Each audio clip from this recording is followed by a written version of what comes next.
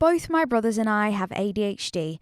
They got diagnosed during their first years of schooling, but I didn't receive my diagnosis until my first year of university. I wanted to know why.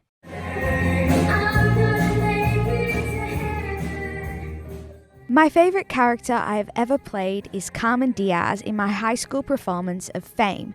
She was a confident powerhouse that commanded the attention in every room, but she was a character.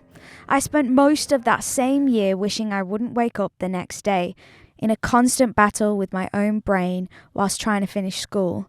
As cliche as it sounds, performing was a place where I could be exactly who I was without the constant criticism. Just like me, the arts were a place for Maddie. I will just really fixate and focus on the thing that I love anyway. So if I'm working in a creative thing, I will already be more focused on it, and I will already be putting so much more into it, just sort of base level. She hopes to make a career out of the arts as it's become her safe space. Creative jobs and that kind of thing, I can do it visually, I can draw it or describe it in words that aren't quite accurate, but people know what I mean because I'm using weird language that they get because they see it visually too.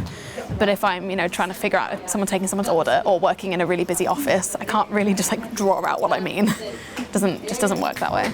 In fact, her journey with ADHD started here in her theatre group at university. In this kind of surrounding, every second girl has got ADHD. So Molly, for example, we'd have a big conversation about different things that we do, and then she'd end it with, oh, well, I've got ADHD. So, and I was like, oh, maybe I do too then. Why do you think it is that we find so many ADHD brains in creative spaces? A lot of ADHDers are out of the box thinkers, right? Because our mind is always racing. So we have so many ideas that neurotypicals wouldn't have. And that also really inspires them. And when they enter the creative career or field, that just helps them be more themselves. The one kind of hobbies I've kind of stuck with is dance, musical theatre. I've always done those. I did it for my degree. I've always kind of followed those kind of acting, creative things.